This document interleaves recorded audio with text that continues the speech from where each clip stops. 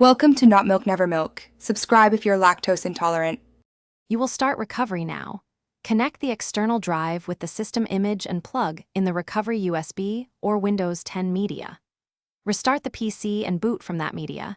Enter the recovery environment by choosing Troubleshoot Advanced Options System Image Recovery. Select your target Windows installation.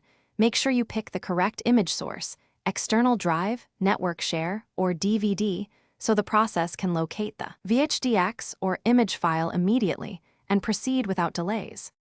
Once the recovery tool finds images, select the most recent, verified image that matches your system. You'll be asked whether to format and repartition the target drive. Choose that if restoring to a blank or replacement disk, otherwise uncheck to preserve partitions. If using a network image, authenticate and mount the share. Confirm the target disk mapping. Make sure the system partition is assigned correctly, then start the restore. The wizard shows progress and estimated time, so monitor for any errors or prompts during execution. Allow the recovery to finish and the tool to reboot the PC. Remove the recovery media when prompted. If Windows does not boot, return to Advanced Options and run Startup Repair. If that fails, open Command Prompt and use diskpart plus bcd boot c \Windows to rebuild boot files.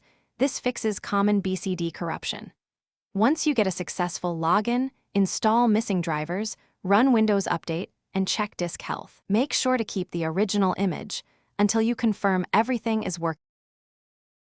Thanks for watching. If this was helpful, leave a like and consider subscribing. See you next time.